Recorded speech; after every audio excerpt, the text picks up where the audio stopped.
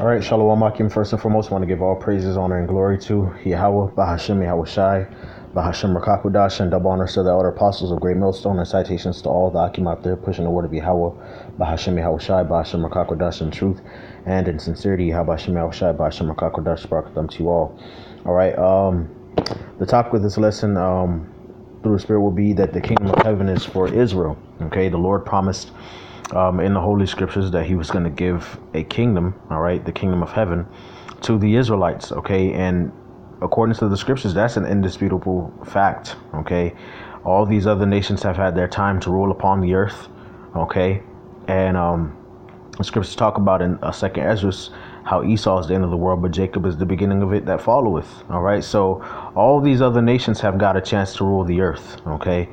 All right, we had our chance when we was in our homeland, okay, and we sinned against the Lord, and the Lord cast us out our land, okay, and we went into captivity under these different nations, okay, and these different empires that came and went throughout human history, okay, and now we're in the times where Esau is in rule, all right, but his rulership is about to be taken out of the way, okay, and the kingdom of heaven, all right, which is the kingdom of Yahweh, all right, and underneath him Yahweh Shai, and underneath him King David and the apostles, all right, and underneath them the 144,000, which are of the 12th tribe of Israel, okay, and then underneath them the rest of the elect, and then the nation of Israel, okay. But the fact of the matter, okay, is that the kingdom is for the Israelites, okay, and that's what I'm going to be bringing out in this lesson, okay. It's a very simple topic. It's a topic that brothers have gone through many times over the years, all right, but it never gets old because you always have these Christians that will, bring their Christian doctrine, okay, talking about the kingdom of heaven or the kingdom of God is for everybody, or all nations will be able to rule or partake of the blessings of the kingdom, okay, when that's not the truth, okay, plain and simple. So without further ado, I'll start here at Micah chapter 4 and 8, and Lord willing, this video is edifying. It says, "And thou, O tower of the flock, the stronghold of the daughter of Zion, unto thee shall it come, even the first dominion, the kingdom shall come to the daughter of Jerusalem," okay. Now, I mean, that's plain, okay? The scriptures say the kingdom shall come, the first dominion, the first resurrection shall come to the daughter of Jerusalem, man. Okay, chiefly the elect, which is that tower of the flock, all right? But that elect is coming out of what? That elect is coming out of Israel, man. Paul in Romans chapter 11 talks about an election according to the remnant of grace, okay? And in 2 chapters earlier, he talks about the remnant coming out of Israel, okay? Though the number of the children of Israel be as the sand of the sea, only a remnant shall be saved. Okay, so that election in that tower of that flock, okay, are the elect, or the remnant, okay, are the elect of the nation of Israel, okay, and they're the ones who are going to inherit the kingdom, man. All right, the Lord promised the kingdom to the Israelites, man. Okay, and no other people, man. The other nations will be in subjection underneath us. Okay. Verse 9, it says, "Now why dost thou cry aloud? Is there no king in thee? Is thy counselor perished? For pangs have taken thee as a woman in travail. Be in pain and labor to bring forth, O daughter of Zion, like a woman in travail. For now thou shalt go forth out of the city, and thou shalt dwell in the field," which happened to us, okay? All right, we were expelled from our homeland, okay, into all the other nations. "And thou shalt go even to Babylon," okay, which we're in Babylon right now, "and there shalt thou be delivered. And there the Lord shall redeem thee from the hand of thine enemies." So the Lord is going to redeem us from the places where we've been scattered. Okay. In verse 11, it says, "Now also many nations are gathered against thee, that say, Let her be defiled, and let our eyes look upon Zion. But they know not the thoughts of the Lord, neither understand they his counsel, for he will gather them as the sheaves into the floor." Okay, so the Lord is going to gather these nations, all right, against Jerusalem to battle against Israel, just so he could destroy them, man, just so he can beat them down as sheaves, okay, sheaves of the harvest on the floor. You gather them together and you beat them down, okay, all right, you break them up. In verse 13, it says, "Arise and thresh, O daughter of Zion, for I will make thine horn iron, and thy hoofs brass, and thou shalt beat in pieces many people, and I will consecrate their gain unto the Lord, and their substance unto the Lord of the whole earth. Okay, so the Lord is going to set his people on top to beat down the other heathen nations. Okay, to beat them down and to spoil them. Okay, to consecrate their gain, their substance to the Lord of the whole earth, man. Okay, the same way they robbed and spoiled us. Okay, and they took us and made merchandise of us and of our goods. Okay, and of our land and of our resources, and consecrated that to the building up of their nation, all right, and into the honor of their gods. We're going to do the same thing to them, but for Yahweh, Ba'ashem Yahweh Shai.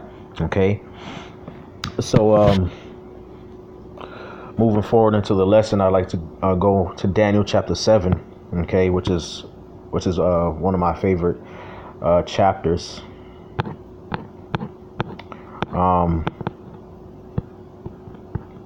When it comes to this topic, and I'd like to start here at verse 13. Okay, it says, "And I saw in the night visions, and behold, one like the Son of Man came with the clouds of heaven, and came to the Ancient of Days, and they brought him near before him." Okay, and who's that Son of Man? That Son of Man is Yahweh Shai. Okay, and the Ancient of Days is Yahweh.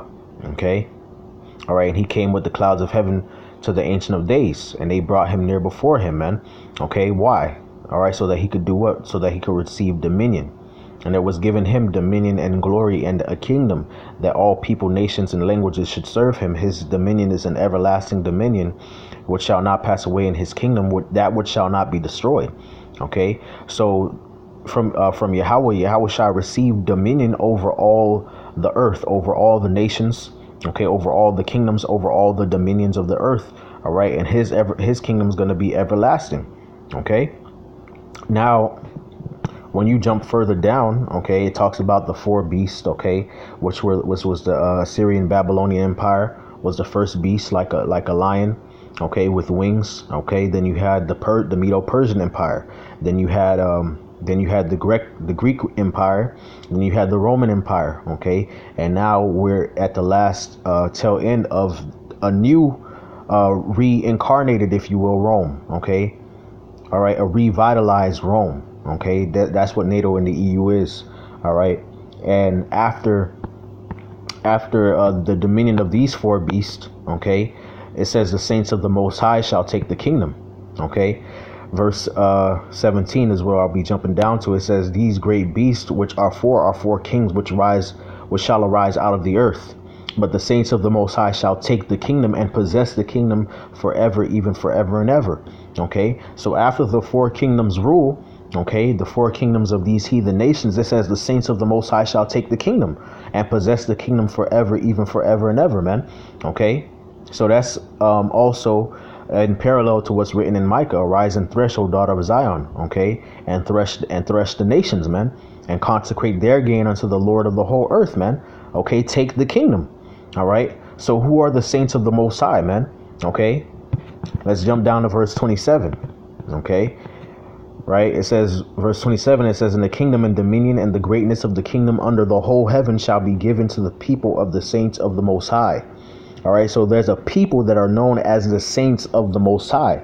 All right, there's an actual nation of people that have that title bestowed upon them, whose kingdom is an everlasting kingdom, and all dominions shall serve and obey him. All right, so in the kingdom of heaven, okay, you're going to have Yahweh Shai and rule, and with him are going to be the saints of the Most High, the people of the saints of the Most High. Okay, and who are the saints of the Most High? Let's get Psalm 148. All right, Psalms 148, it says in verse 13, it says, let them praise the name of the Lord, for his name alone is excellent. His glory is above the earth and heaven. He also exalteth the horn of his people. Okay, so who is the horn of the Lord's people? Okay, the horn of the Lord's people is Yahweh Shai. Okay, that's why it says in Luke chapter 1, okay, he has raised up for us a horn of salvation in the house of his servant David. Okay, so that horn is Yahweh Shai, the horn of his people, the horn of his people. Salvation is of the Jews. Okay, Yahweh Shai came, all right, in the flesh of an Israelite to save the Israelites, man. Okay, So the horn of his people is Yahushai, and his people are the Israelites. The praise of all his saints, even of the children of Israel, a people near unto him, praise ye the Lord, man. So the saints of the Most High are the children of Israel, man. Okay? Those are the saints that are going to take the kingdom. Those are the saints that's going to have an everlasting dominion, man.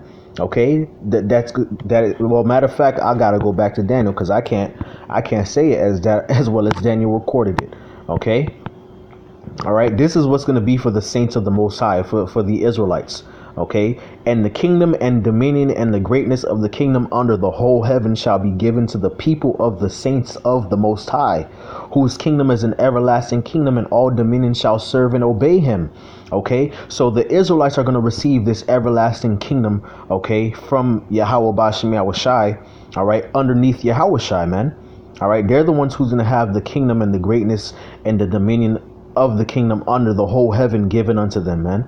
Okay, as joint heirs with the Lord, man, as joint heirs with Yahushai, man. Okay, that's why it says in Psalms. That's why it says in Psalms chapter 2, okay, it says, why do the heathen rage and the people imagine a vain thing? The kings of the earth set themselves, and the rulers take counsel together against the Lord and against his anointed, saying, let us break their bands asunder and cast away their cords from us. He that sitteth in the heaven shall laugh. The Lord shall have them in derision. Okay, so the reason why that's there is because the Lord, okay, sees these heathens, all right, raging, you know, coming up with plans and ploys and plots, okay, and you know, thinking that, for lack of better words, for thinking that they're going to have an extended rulership upon the planet Earth, that they're going to be the ones reigning perpetually upon the earth, man. The Lord looks at that in mockery, man. All right, the scriptures say the Lord shall have them in derision. Okay, all right. Why? Because it's Yahushai who was ordained of the Heavenly Father, okay, to have dominion over the whole earth, and underneath him, okay, the Israelites, okay. Verse 5, it says, then shall he speak unto them in his wrath, and vex them in his sore displeasure. Yet have I set my king upon my holy hill of Zion. Okay, so that's Yahushai, all right, set upon the holy hill of Zion, which is the nation of Israel, the monument. Okay, I would declare the decree, the Lord hath said unto me, thou art my son, this day have I begotten thee. Ask of me, and I will give thee the heathen for thine inheritance, and the uttermost parts of the earth for thy possession. Thou shalt break them with a rod of iron. Thou shalt dash them in pieces like a potter's vessel. Okay, so Yahushua is going to rule over these nations with an iron fist, man. Okay, and the scriptures say, even as I have received of my Father. Okay, all right, well, he give power over the nations to those that overcome, man, which is the elect, man. All right, coming out of the nation of Israel.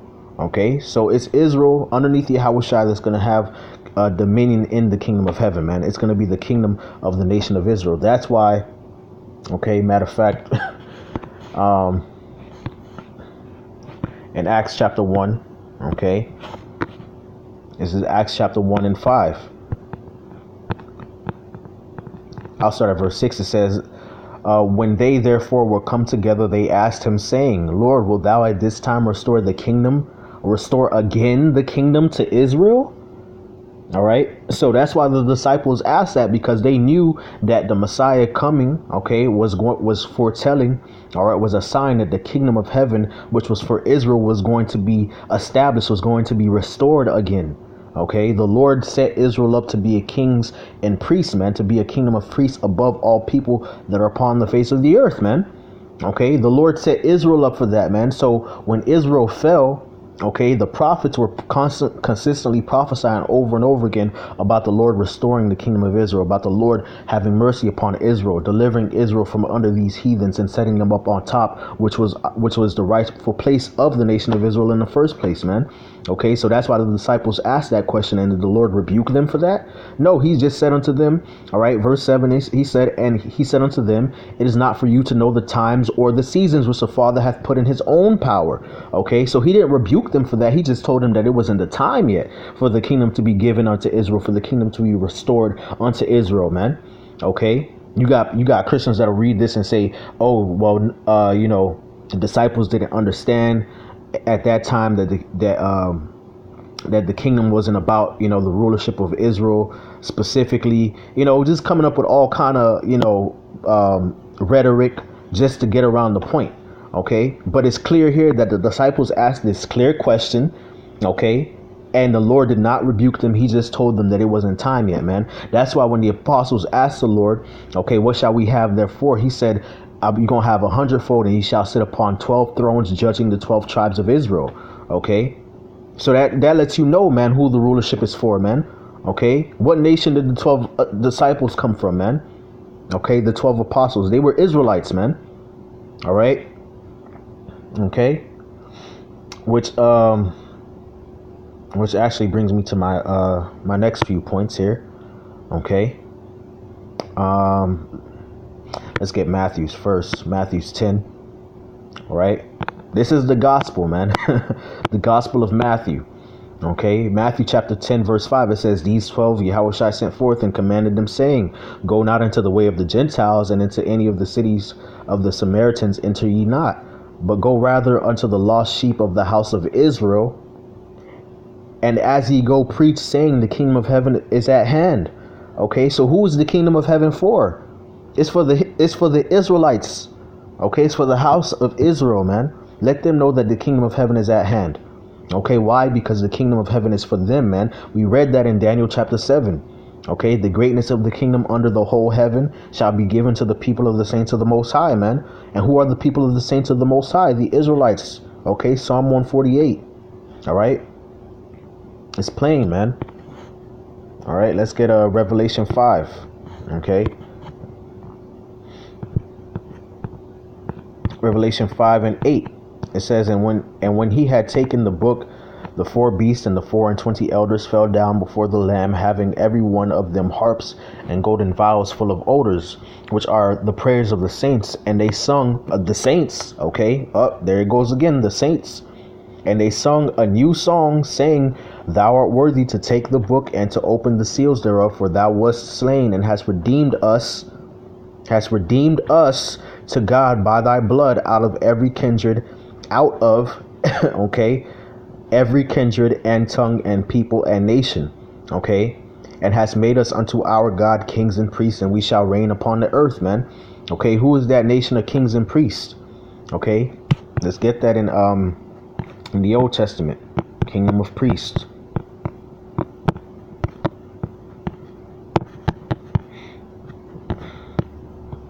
Salakia, misspelled that.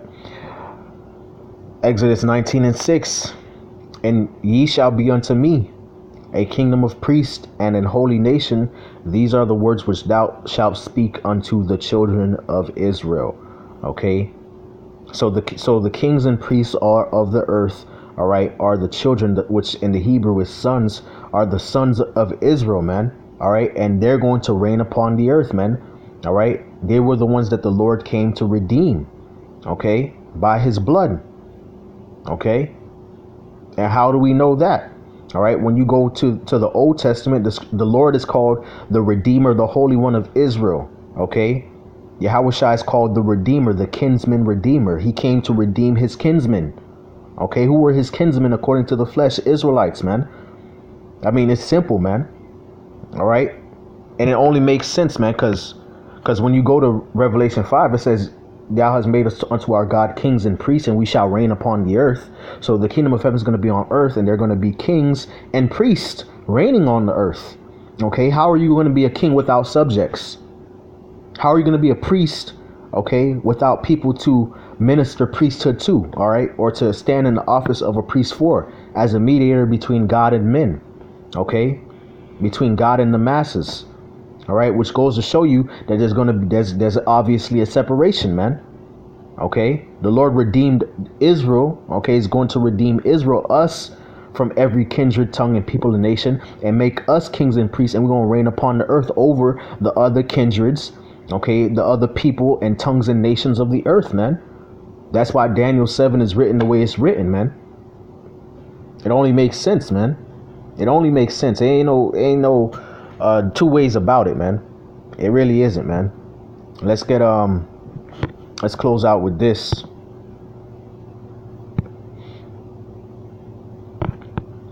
in Isaiah 60.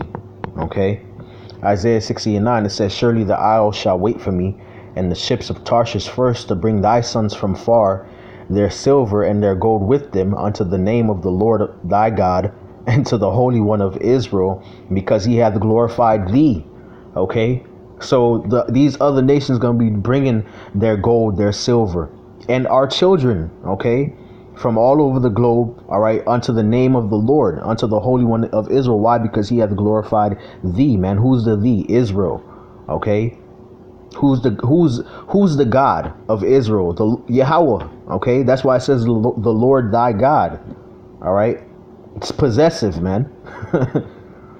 In verse 10, it says, and the sons of strangers shall build up thy walls, and kings shall minister unto thee. For in my wrath I smote thee, but in my favor have I had mercy on thee.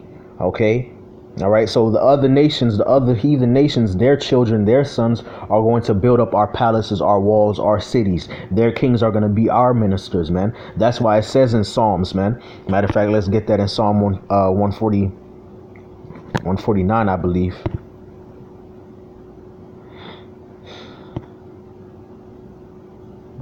Right, 149 and 5. Well, matter of fact, I'll start at verse 4. It says, for the Lord taketh pleasure in his people.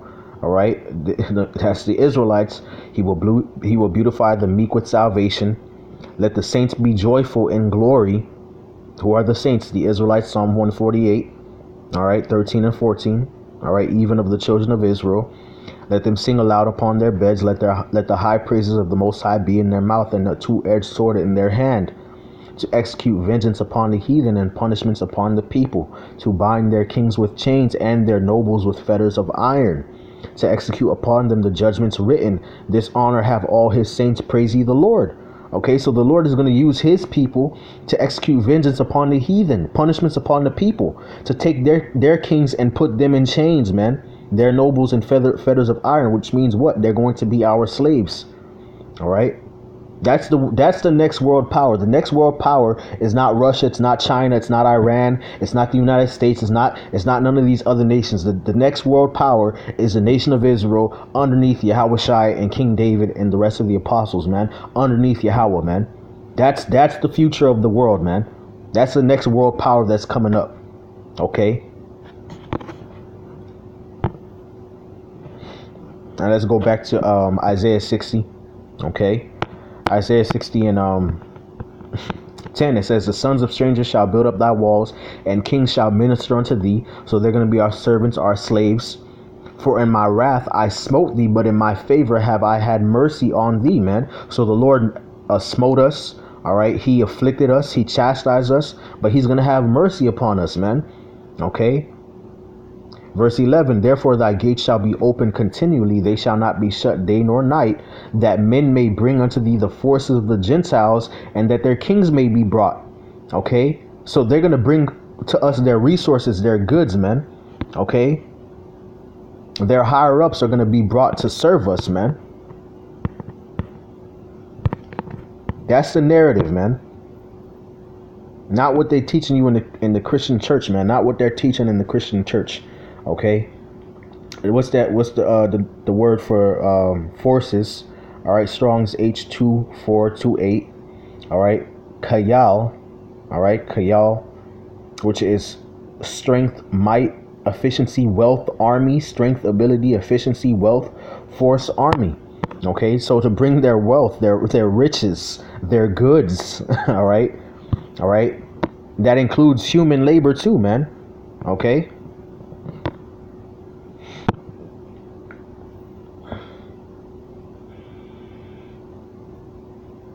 Salakia.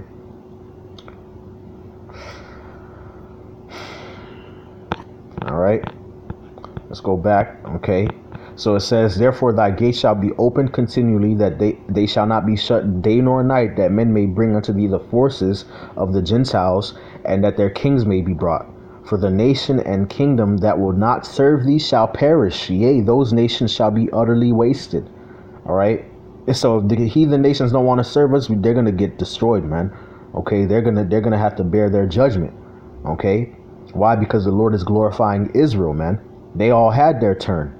Okay, and the Lord's gonna put the law, statutes, and commandments in our inward parts anyway. We're gonna have immortal bodies, man. So we're gonna be totally fit to actually govern the earth in righteousness, man.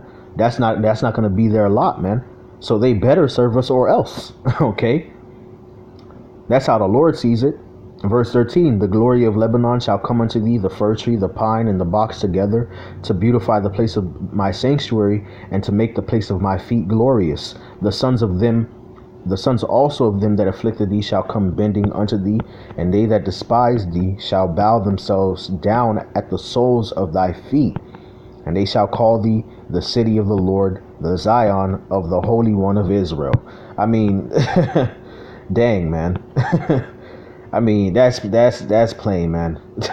I'll close out with that because this lesson went on longer than what I expected. But the point has been made, man. The kingdom of heaven is for Israel, okay, and these other nations are going to be in servitude under us, man. That's what the kingdom of heaven is about. It's about Yahweh Shai, okay, being manifested as a king of the whole universe, okay, as the heir of the Most High of the whole universe, and underneath him, the Israelites, beginning with the elect, okay, all right, above everybody else, okay, and now all the other nations are going to be in servitude underneath Yahweh Shai, okay, and underneath his saints forever.